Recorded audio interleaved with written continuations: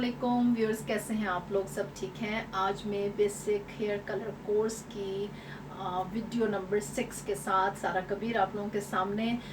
मेरे आज का जो लेक्चर है, कुछ पिछली जो मेरी वीडियो थी वो एंड पर से थोड़ी सी कट हो गई थी, तो उसको मैं थोड़ा सा पहले कंप्लीट करूँगी एंड देन मैं अपने जो नया टॉपिक है उसके तरफ आऊँगी। जो मेरी वीडियो जहाँ से कट हुई थी वो बेसिकली वहाँ से रिकॉर्ड ही नहीं हो पाई एक्चुअली, मुझे पता ही नहीं चला।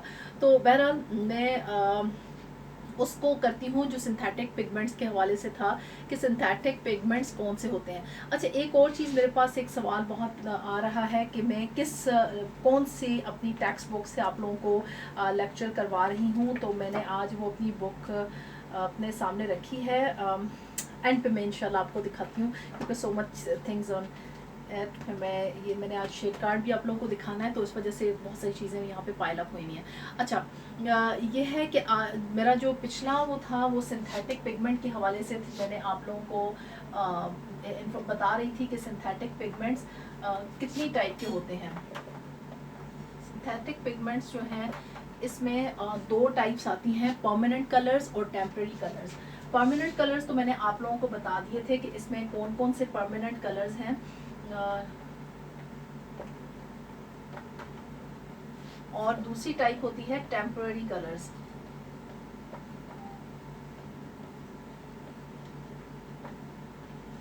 Temporary colours. अब परमानेंट कलर्स कौन से हैं? जो मैंने अब जैसे मैं आपको ये शेड कार्ड दिखाती हूँ, मेरे पास दो ब्रांड्स के इस वक्त शेड कार्ड हैं। ये मेरे पास पोस्ट फॉर्म कॉस्मेटिक्स का शेड कार्ड है, ये आप लोगों को नज़र आ रहा होगा। इसमें देखें कि ये शेड्स सारे के सारे शेड्स, इसमें तकरीबन 108 शेड हैं, ठीक है। अच्छा, इसमें अब आप देखें नेचुरल कलर्स, जो भी ब्रांड, जिस भी ब्रांड का आप शेड कार्ड इस्तेमाल करेंगे उसमें नेचुरल कलर्स लाजमी होंगे, एक पूरी सीरीज़ नेचुरल कलर की होगी। फिर उसके बाद उन्होंने फैशन शेड्स आप लोगों को दिए हुए होंगे कि फैशन शेड्स, एक लंबी सी आगे जो बुक है वो फैशन शेड्स की होगी। इसी तरीके से ये देखें कि मेरे पास सेलेक्टिव प्रोफेशनल वालों का है, ये भी स्पेनिश ब्रांड है। ये देखिए इनके भी नेचुरल कलर्स, ये सारी सीरीज इनकी नेचुरल की है। और फिर ये यहाँ से यहाँ तक, ठीक है। और फिर उसके बाद ऐश और बाकी पिगमेंट्स आ जाते हैं। इनका भी बहुत बड़ा शेड कार्ड है, ये देखिए मैं आपको दिखाती हूँ। ये भी सेकंड, फिर उसके बाद ये, और ये इसके बाद भी खुलता है, ये देखिए। तो इतने शेड्स, जो ब्रांड्स आप इसी तरीके से जिन जिन ब्रांड्स के ऊपर आप करेंगी, आप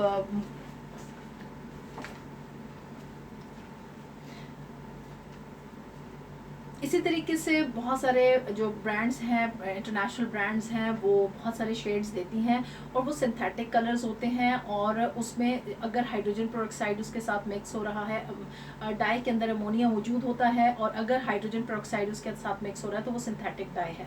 और उसमें अब पोस्ट फॉर्म में अगर आप लेंगे तो उनके इसेंशियल कलर्स हैं, आईसी के कलर्स हैं, ब्लीच को भी हम कंसिडर करते हैं परमानेंट कलर में।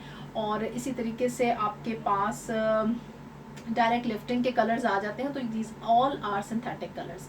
अब आते हैं टेम्पररी कलर्स। टेम्पररी कलर्स यानी आरजी कलर, नाम से ही पता चल रहा है आरजी कलर हैं।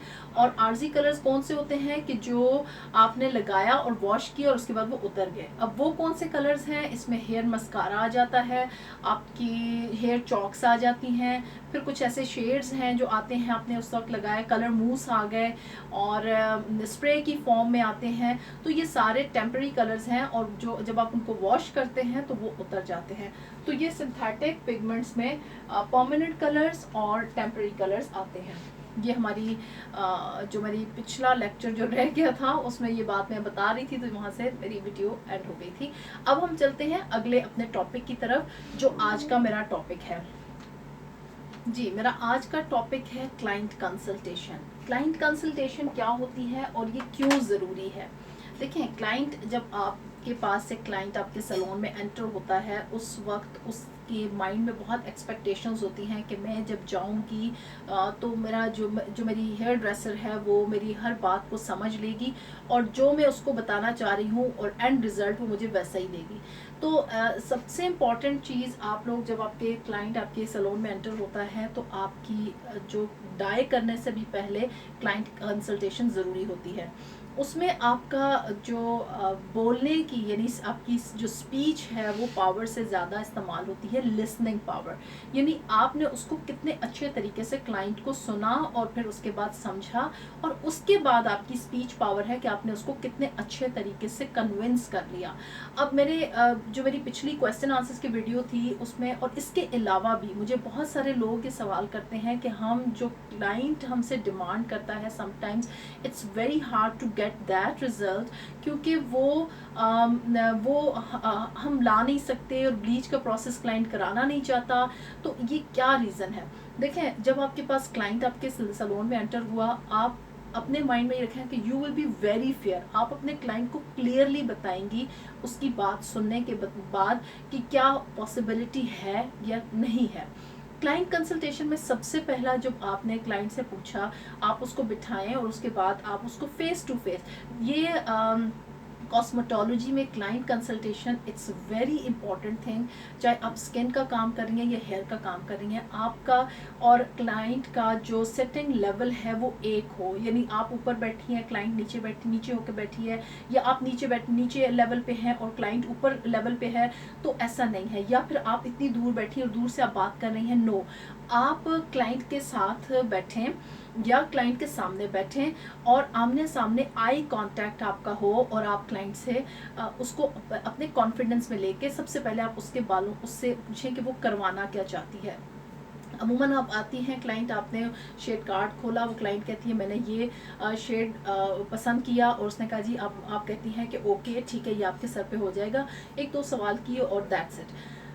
अब उसमें ये क्या हुआ, मैंने पिछले लेक्चर में भी आपको बताया कि सबसे बड़ी मिस्टेक ये होती है कि फिर वो रिज़ल्ट नहीं आता, आपका टाइम ज़ाया, क्लाइंट का टाइम ज़ाया, पैसा ज़ाया और रेपुटेशन ज़ाया। सबसे इम्पोर्टेंट रेपुटेशन ज़ाया, रेपुटेशन ख़राब हो जाती है। आपने क्लाइंट को फिर सब जो आपने पूछना है कि क्लाइंट की विश। अब आपने यहाँ पे आपका वो स्टार्ट होता है, विश क्या है, क्लाइंट की विश क्या है, ठीक है। फिर उसके आपने बालों की कंडीशन देखनी है। यहाँ पे आपने क्लाइंट की विश पूछी, फिर हेयर कंडीशन आपने चेक करनी है। हेयर कंडीशन कैसे चेक करेंगी, मैंने आपको बताया था टेक्सचर, उसका आप टेक्सचर देखेंगी कि बालों का टेक्सचर कैसा है। टेक्सचर देखने के लिए मैंने आपको 3 उसकी बताई थी कि बाल पोरस है, मीडियम है या फाइन है, ठीक है। आपने ये बालों की आपने देखना है, सॉरी थिक है, फाइन है या मीडियम है, ये आपके बालों का टेक्सचर आ जाएगा। फिर आपने उसके बाद उसकी पोरोसिटी देखनी है। टेक्सचर के बाद आप क्या देखेंगी, पोरोसिटी देखेंगी। पोरोसिटी आपने देखनी है, क्या बाल बहुत पोरस है, क्या बाल फाइन है, या बाल जो है वो मीडियम है, नॉर्मल है। तो ये आपने ये चीज़ें देखनी है, उसको करनी है। फिर आपने उसके बाद बालों के ऊपर क्लाइंट ने एप्लीकेशन, कौन से कलर्स की एप्लीकेशन की हुई है। ये तो आपने हेयर कंडीशन तो ये हो गया ना। अब आपने ये देखना है कि एप्लीकेशन कौन कौन से कलर की, या उससे पहले उसने क्या बालों के ऊपर लगाया हुआ है। लाइक आप ये पूछेंगी कि उसने मेहंदी लगाई हुई है, कभी उसने बालों के ऊपर मेहंदी लगाई, क्या उसने कभी मेटालिक डाई इस्तेमाल किया, क्या वो सिंथेटिक डाई इस्तेमाल करती है, ठीक है। ये आपने उससे उसके उसके जो एप्लीकेशन बालों के ऊपर। फिर उसके बाद क्या उसने कभी रिबॉन्डिंग या स्ट्रेटनिंग का प्रोसेस अपने बालों के ऊपर किया, रिबॉन्डिंग या स्ट्रेटनिंग अपने बालों के ऊपर की। ये सारी चीज़ें आपने बालों इसकी देखनी है, अपने पास नोट डाउन करेंगी। अगर क्लाइंट ने पहली चीज़ ये है कि क्लाइंट समटाइम्स ऑनेस्ट नहीं होता और वो शर्म महसूस करता है कि अगर वो कहती है कि मैं मेटालिक डाई घर में इस्तेमाल करती रही हूँ, क्योंकि वो चीपर होते हैं और क्लाइंट आपको सही नहीं बताता। तो आपने वो, फिर मैंने आपको जो पिछली वीडियो में आपको बताया था कि आपने किस तरीके से टेस्ट करना है, लेकिन पहले आप क्लाइंट से पूछ लें फिर उसने कब कब इस्तेमाल की। लाइक अगर उसने कहा कि मैंने 2 साल पहले मेहंदी इस्तेमाल की थी, तो बात वहीं पे आ जाती है 2 साल में बाल कितना ग्रो करेगा। जितना बाल, अगर इतना बाल ग्रो किया है तो उससे नीचे वाला मेहंदी वाला बाल है।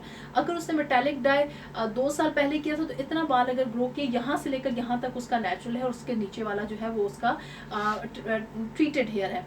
तो आपने उसका, और यही हाल सिंथेटिक डाई में भी होगा और रिबॉन्डिंग में भी होगा।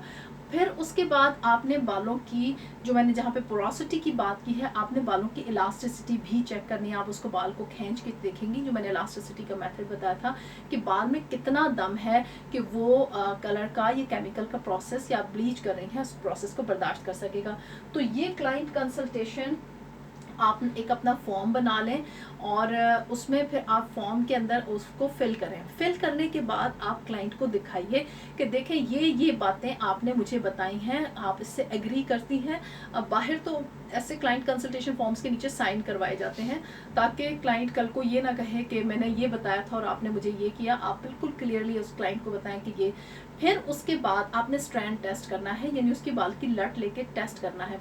अगर आपको कोई जल्दी करने की ज़रूरत नहीं है, आप कहें कि पता नहीं क्लाइंट दोबारा आएगा नहीं आएगा, देखिए काम ख़राब करने से, रेपुटेशन डैमेज करने से बेहतर है कि आप थोड़ा पेशेंस रखें और आपने उसको क्लाइंट के बालों की लट ले लें, बेशक छोटी सी काट के ले लें, 2 3 4 बाल हों जिसमें, या फिर वही उसके सामने, अगर उसके पास टाइम है तो उसके सामने आप वहाँ पे कर लें, उसको टेस्ट करें। अगर आपके पास टेस्ट, यानी आपने उसका बाल बिल्कुल ठीक है, कोई ऐसी इशू नहीं है, तो आप उसको फिर आप उसके जो क्लाइंट की विश है उसको देखें कि बालों का, और फिर नेचुरल कलर। अब ये मेरा जो क्लाइंट कंसल्टेशन यहाँ तक जो मैंने आपको बताई है, ये तो आपके बालों की हालत को चेक करके, क्लाइंट के बालों की हालत को चेक करने का तरीका है।